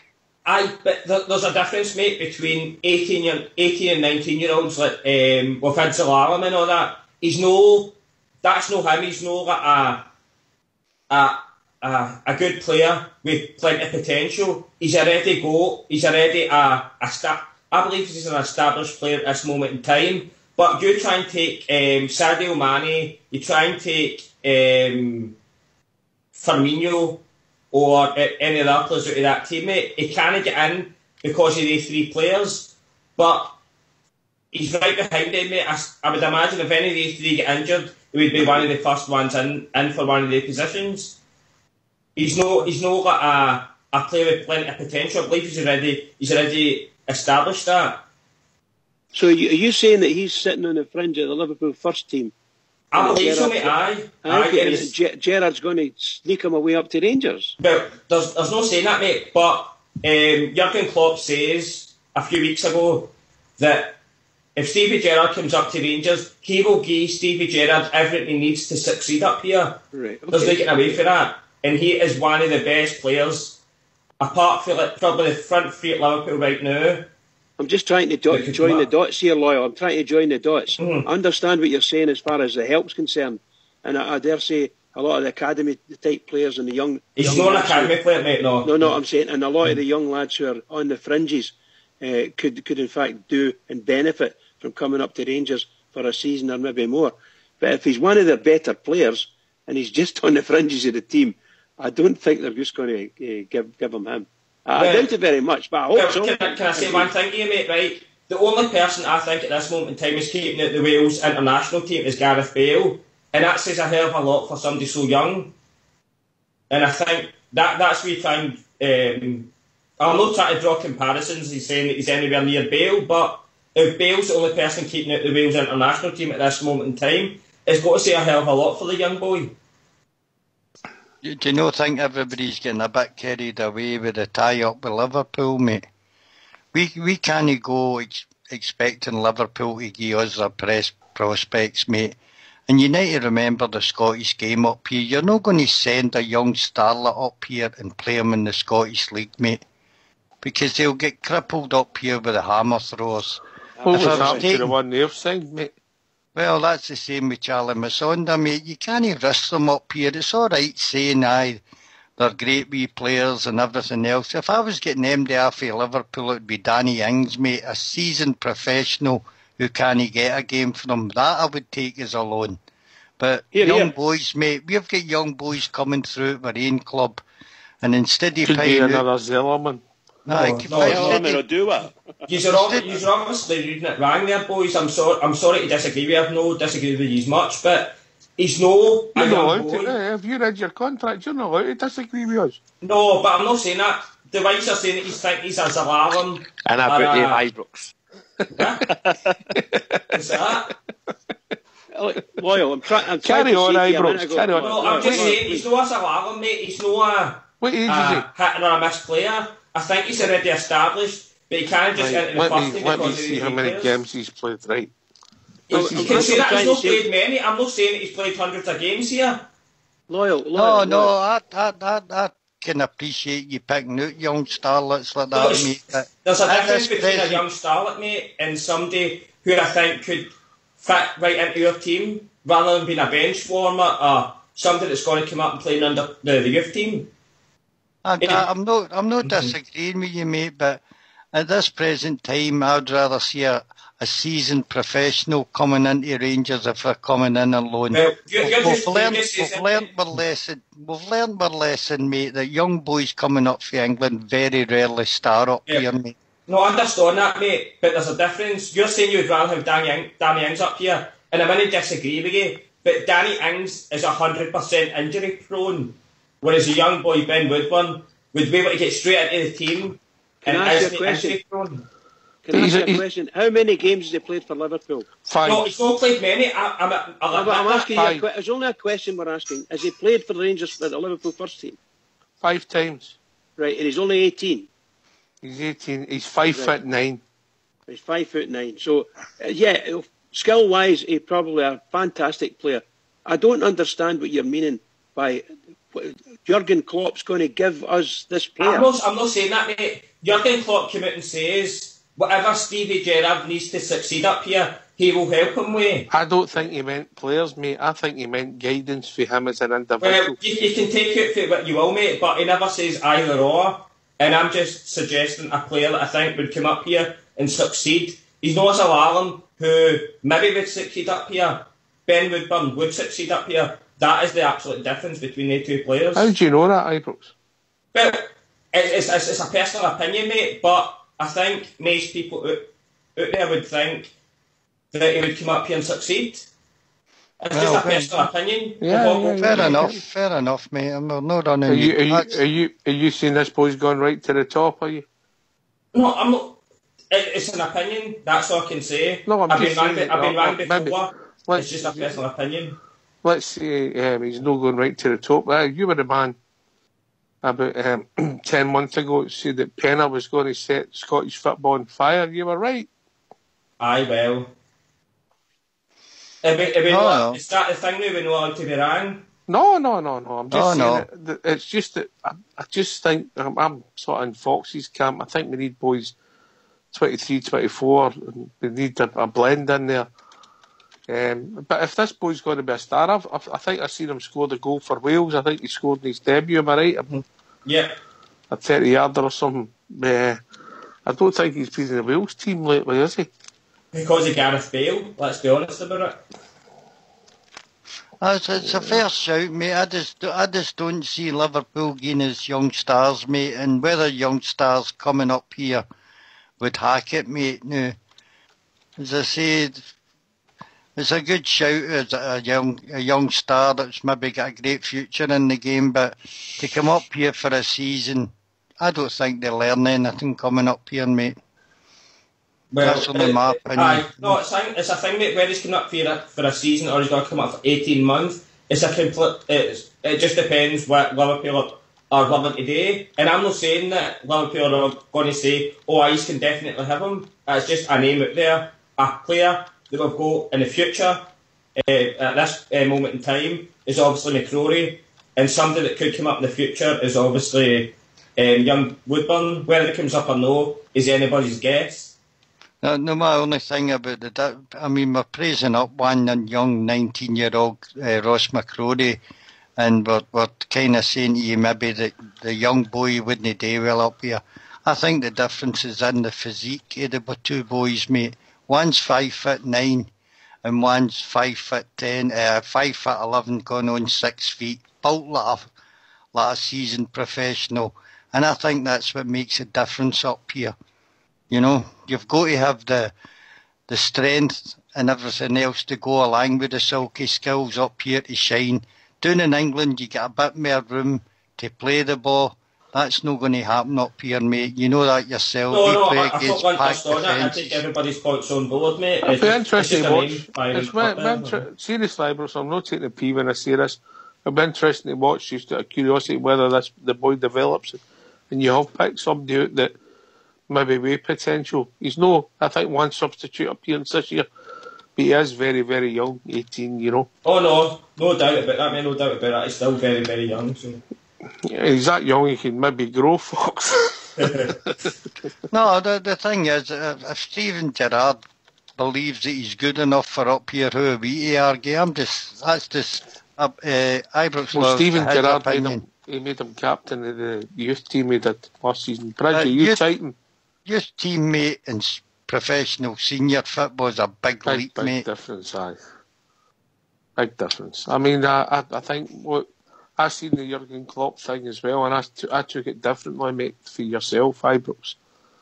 I took it that Jurgen Klopp would be there to talk to him and maybe be somebody who could seek advice for you. I don't think just Steven Gerrard comes in and says we want Salah on loan. He'll say, "Any bother, Steven." There you go, you know. Aye, wouldn't we all love it, mate? Wouldn't we all love it? But I think, only time will tell who we sign. It's going to be interesting if nothing else, Ryan. Nah, it's going to be really interesting. Ox can't wait for the summer, mate. Some of the names that we've been linked to already, you know what I mean? To be honest, if you think most it's pie in the sky. The Danny Ings one, I would take Danny Ings, but again, the problem for us is going to be wages. You know, Danny Ings could be on anything for £50,000-60,000 a week, even if we're paying half of that, that's £30,000 a week. You know, I don't know. So, as Ibrox said there, you know, I think he's done two. I think he's maybe done 2 cruciates in the last couple of years as well. Mate, yeah. So, you know, that's a bit of a massive gamble. It was the same with the boy Sturridge as well. You know, you would take him, you know, all day long, but I think West Brom paid an absolute fortune there to get him for January, and I think he played 1 game. You know, so that's the other side of it as well. It's a gamble signing anybody, I know that, but no, it's going to be really, really, really interesting. I just want to see us bring in players with real top quality, because we're severely lacking in it all over the pitch, and I'll be happy with that. Talking about players of different class, I don't know if you picked up the day that Pina has been told he's no longer wanted by his loan club in Mexico, even though he's contracted to 1st of January next year. I've seen that, mate, but I read Dave King's question and answer, and he seemed to say that I think they asked him, Dave King, the question that, and he says obviously Pena wouldn't be back to the club until 2019, so it's not an issue, which led me to believe there wasn't an early release clause in the loan contract. They might be punting him, but they might pay him, but they might be getting rid of him. Aye, well, I don't know what you would do with that guy, to be honest. That guy's... Bang him and see where it takes you. He's never a football player in his life, you know what I mean? Absolute... I still can't believe it. We signed a player of that. He's probably... I would say... I don't think I've seen a player play for Rangers in my time as bad as him. I don't think I've honestly ever seen a worse player than him play for Rangers. I'd go as far as saying that. Oh, there's a question for you, Cairo. What's the question? Worst player ever. He thinks that Pina's the worst player he's ever seen. Oh, you can go back to Sebastian Rosenthal, you can go back to other guys that have came up here. Pena really is down low, right enough. I mean, he never done nothing. I mean, if he's broke the rules for that club to let him go, then surely he's broke his contract with Rangers as well, and Rangers can wash their hands of him. Do the Pontius and get him to flake. Yeah, maybe. Well, worst player. Yeah, you think about that one, Fox? I think he's there. I mean, Sebastian Rosenthal didn't do that much when he came up either. Promised us the world as well. That was through injuries, but and then that's right. It was injury. You're right. When he come back, Daniel Prodan. Aye, but I'm talking. He never put a fit line for his Prodan. Never put a fit one. Right, exactly. Never kicked a ball. No, but I'm talking in terms of everything, quality-wise, on the ball. I'm just talking about value for money. I'm talking. That's the only clear currency you can talk about when you talk about bringing a player. Do you get value for money? Prodan wasn't, Rosenthal wasn't, Penna wasn't. There are numerous other players you could go through and say the same thing. The Pina thing is odd, don't you, mate, that Rangers as a club never scouted Pina. Okay. They never knew he had drink problems, and that's what he appears to have. People can get addicted to alcohol in any walk of life, and Pina seems to fall into that category. He was in his day, or did look, and what I've seen a clips of him before he came to Ibrox, maybe about 2 years before he came to Ibrox, was a fantastic player, but the drinks just get the better of him by the looks of it, mate. But he's broke his contract, Fox. So should we be liable for bringing him back if he broke his contract? Surely if he broke his contract with him, he's broke it with us as well. I think under law, mate, if you've got problems with alcohol and you seek help, I don't think you can fire MD for it. That's a myth. That's a myth. Is that a myth? Well, I just thought that was true. I mean, Alan Brazil got away with it for years, you know. Still is, mate. Still is. Listen, I agree. We let you on here on a Friday night, didn't we? Yeah, I agree. I agree with Cairo. I was asking this question last week, but I think I was informed that he hadn't actually been fired. But now it turns out, by the sound of it, he actually has been fired. So for any misadventure that he had, if he's been fired and released by his loan club, then if they've found a way of, legally speaking, of being able to do that and cancel his contract, Rangers should be doing the same thing. They shouldn't let the guy come back at all. If you get sacked over there, then you're just sacked. Done. Now, they need to do it legally speaking, of course. They need to go through the proper processes. They've got to go through HR and all the rest of it. But the best getting it done. The best getting it done.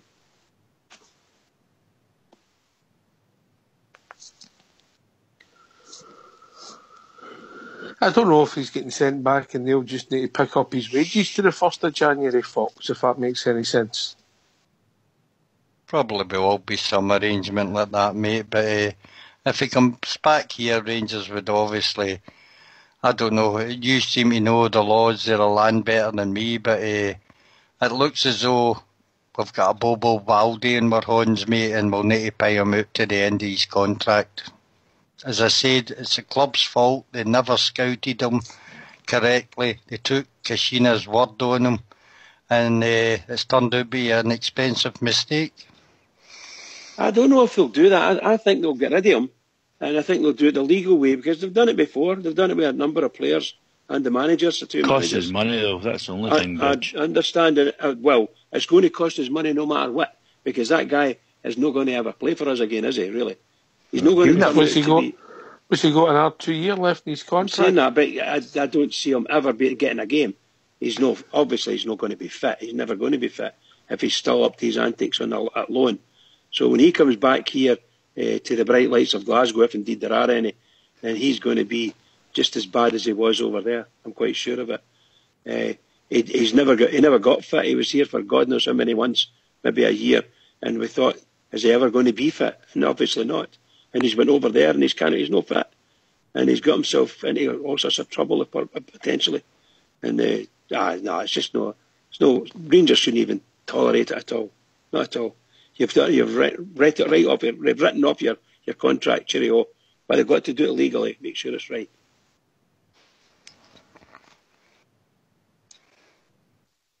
Anyway, their agents are very good people in the sense that looking after their client. Surely when their clients like this guy, if he's doing these things, it's indefensible. There's no care. There's no care. Of course, yeah. Obviously, he's got a contract for, say, 20 grand a week, mate, and he's still got 2 years to go. That's £2 million. Anyway, talking about guys who earn 20 grand a week, we've been joined by Big Al. How we doing, big man? Big Al. Evening, gentlemen. I broke that Barrett years ago, man. Oh, I know. That was with your Saturdays and Sundays, mate. I forgot. If you broke the barrier, put it in the I love the a next time. tattoo. I love a tattoo, me. That's when you're in your dough, innit? Brian, you stick up for your pal there, Ibrox. He's on a bit of a ramble, but that's the way, that's his character. I knew you'd be able to stick up for him, big man. That's how it was. I know. He's my ruffle bar. I don't know if I don't know if Ibrox will know what a ruffle bar is, Al. Do you know? Do you not know what a ruffle bar is? It's all dark and mysterious on the outside, but soft on the inside. That's no Big Ryan, sorry. I thought Are you doing adverts now, sir? Aye. You're a sore plum. Yes, he is. Right, All green. Sorry, guys. I didn't mean to come on here and cause hilarity all the time. I'm sorry. I think you should. I think it's great. It saves us sore plums for having to do it. Quite quick here, Cairo boy. Aye, very quick. What was the one you said this morning? I got it. I about tripped over a kid. Ox, you said one this morning. What was it? And nobody got it. What's that kid? What's that kid? You were talking about Pena, that's what I was interested in that. I mean, there's a photograph and a video of him blowing his nose on a pair of our club shorts. It was snorting. It was snorting then, Al. It was snorting. I'm surely that's enough to get rid of him, like, you know what I mean? And you're talking about value for money or waste of money. We've got a guy there, number 29. I would suggest Penna's actually had a better career at Ibrox than scored a couple of goals and that. Sure, the flashes are brilliant. Do you know he might be right? A better career. He might be right. That's why I'm laughing. I think you've got an extra E in. I think you've got an extra E in that word there. I agree with the girl. That could be a pair drop with that one, Al. Pair drop, huh? Okay, Cola Cube. Cola Cube. Bridgeman, if we're going down the sweetie aisle, Bridgeman's a merry maid. Remember them, the toffees? I remember them well, Aye, hard on the outside, but soft on the inside. And a merry maid. But I mean, O'Halloran. But then again, do you think that I was listening to one of the shows this morning coming to work. He was out at the BBC or Talk Sport, and they were saying was it Hooley had suggested in an article last week that he thinks when Gerrard comes to play a 4-3-3. Is that what you're hearing? That's what I think as well, mate. Do you think, well, Fox, you're the ideal man to ask you, do you think that the speedy O'Halloran could fit into that? Because it's an asset that we've no used. It is, I know he's got one eyebrow and he supports the Irish franchise, but if it's an asset that we've paid money for, with his speed, can we use him in that? Can we use him in there? Isn't it? To be honest, mate, I don't think he'll be here at the end of the season, mate. Let Fox answer. Just calm down. We know what you think of number 29, Bridge. Let Fox answer the question. And you go, Bridge. Come on, you're chapping it a bit. No, I was just going to say, look, when O'Halloran was bought, it was bought by what do you call him, by Warburton, and Warburton was playing 4-3-3, and he thought he would number 29 would have fitted right in, and unfortunately it didn't work. It didn't work. The guy couldn't play. Was he given the chance? I'm saying for whatever reason it didn't work for him. So we were playing 4-3-3 at the time. So wherever he's playing him, it didn't work for him. And it may be unfortunate for the boy.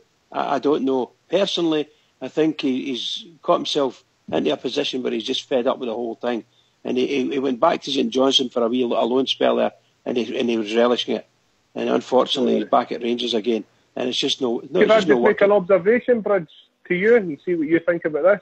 Do you think Warburton then's got a track record of doing that with players? Because he bought him, he then goes to Nottingham Forest and he buys Jason Cummins and doesn't play him there either. You know what I mean? So maybe that's a Warburton thing. Or maybe if we've got a better manager in place, he'll see that we've got assets there and how to utilise them better. I'm just thinking, you're not wanting to pay. The thing for me is, I would not want to pay that O'Halloran out his contract and he walks away and sneaks back into his hovel where he comes from. I'd rather utilise him and get money out of him. I wouldn't want to see the club paying that type of player just to slink away. I agree with you to an extent, but I don't think he's got it, to be honest. I think he's just a runner. No, well, fair enough. I think that as well. You know, you think we were talking earlier on there about Murphy. And I think there's a player in there somewhere. So I think working with him would be a better deal than trying to work with Halloran. I think with Dorrans, we know there's a better player in there. We just don't know where he is now. There are another couple of docket. I don't know. Is that no him got a ligament damage again? It might be. I've not heard. But do you know what I'm saying, Al? Is, I think the value you'd get out of Halloran working with him and trying to get him to fit into a team is a lot less than you'd get if you maybe get the likes of Murphy and that playing better, Docherty playing better. Yeah. I think you'd be better channeling your energies there, to be honest. We should have never signed him, and he's never fitted in for day one, and he doesn't want to be there. So hopefully he'll find another club in the summer. I think he's got a year to go, so he can sign. If he doesn't go in the summer, he can sign for somebody in January, and he'll be desperate to go. I think he would fit. He'd fit right into a St Johnstone setup or a similar team. I don't think he's a top team type of player. I'm not saying he's a terrible player, but when he's playing for a top team, he isn't very good. Sometimes he looks good, and I think he even got man of the match a couple of times and scored a couple of goals for us. But the truth of the matter is, consistency wasn't there. He just wasn't doing it. Or indeed, the manager didn't like what he was doing. And I know he fell out with the manager and they got told to come in at 5 o'clock in the morning or something daft like that, all these things were there. But as soon as he went back to St Johnstone, within a couple of weeks, he was back in there and he was playing for a team in a manner in which that team could use his skills, which is on the break. He's got the pace, and that's where he does his damage. When he's playing for the likes of Rangers, he's got to be there because we're not on the break team. We're the attacking team all the time. That's the way we look. And to me, it's just to be a misfit all the time. When do everybody's sales? Yeah, I think there's going to be. I think that, as we said, go to Reimer. I said, Big Al. I think some of the hardest thing is going to be getting rid of some of these players because they're all on reasonable money, and other teams who maybe look at them but not going to give them the same door, right? I've said that since Gerrard's came in or before when we're looking for a manager, that as well as getting players in, the hardest part for me for the manager is going to get the crap out the door. Well, I've got 2 players leaving the club out of contract, which is Bates and Kenny Miller. The rest are all under contract. We've got 8 to 10, maybe 12 players that we can all rhyme off that can easily walk out the door. That we all wouldn't be too fussed about leaving, and that's going to be a big problem. We've got big hitters. We've got Alves, Cardozo, Pena that we've spoke about. We've got Jason Holtz and Halliday's on big long-term contracts. that are all getting paid, must be getting paid a decent wage. So it's going to be really, really hard because listen. You're not going to just... Steven Gerrard turns around and says, you're knowing my plans, you're not going to say, all right, okay, no worries, I'll go and sign for Hearts for, so many £1,000 less than what you're getting now. It's not going to happen. When you're sitting there, you'll say, I'll sit here for the next 2 years, own X amount of pounds. So it's going to be really, really tough to get players out the door. And we can't just sign players and just multiply our squad. We've got to be diligent and try and move these guys on, but it's going to be really, really tough. And I hope that they're already halfway down the road of doing it now, because it's going to be really, really hard. I don't know how many teams that would want to take any of players as well, to be fair. Big Al? What I'd say to that is I think we've got a couple of saleable assets. So I think the transfer kitty is a standalone kitty that when Gerrard comes, we've ring-fenced that money for him. The saleable assets, I think we should sell them, and the money that's generated for that, we get the rest of the deadwood off our books, if that makes sense. Fiscal-wise, that's what I would say. And I had a flashback to me standing in the wee corner shop when I was a kid, and I've got your name, Ox, your cherry lips. You're such a good orator. Okay. I've been called worse. And if you're listening in, Snowball, I've not forgot about you either, brother. I need to get one for the travel rug. I heard he's back in the bath. He's missing all that ocean. I've got one for him for you. Fisherman's Friends. Nah, that's too obvious. Maybe I can't tune her right enough. That's because he's sore. So they're hope, man. We'll travel. Look, gentlemen, it's been wonderful again. I've got an induction to carry out, so all right, mate, thanks again, man. No, they're all waiting for me in the room. I said I need to go to the toilet, guys. Came to phone you. Priorities. All right. You might keep your audience waiting. Right, look, thanks again, guys. You've had a real good show tonight, actually. Do you look after yourself, Cherry Laps? See you later. Take care, Ruffle Bar.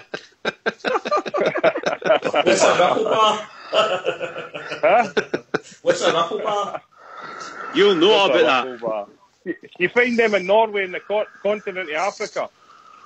Oh dear, oh dear, oh dear. That's where they grow.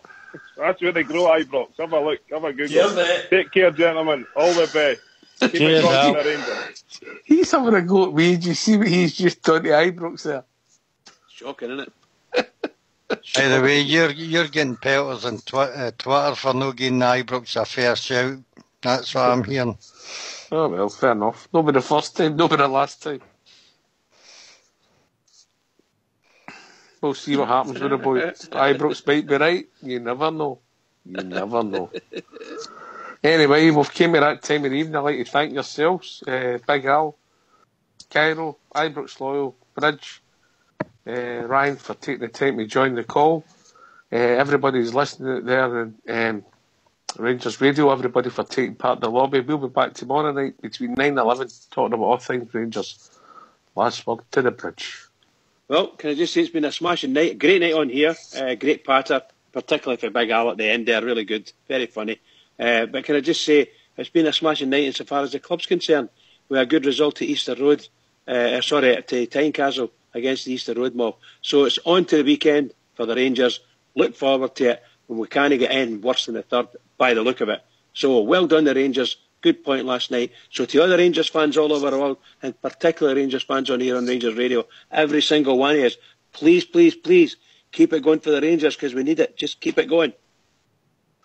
Cheers, Bridge. As I said, we'll be back tomorrow night between 9 and 11 talking about all things Rangers. Take it away, Fox.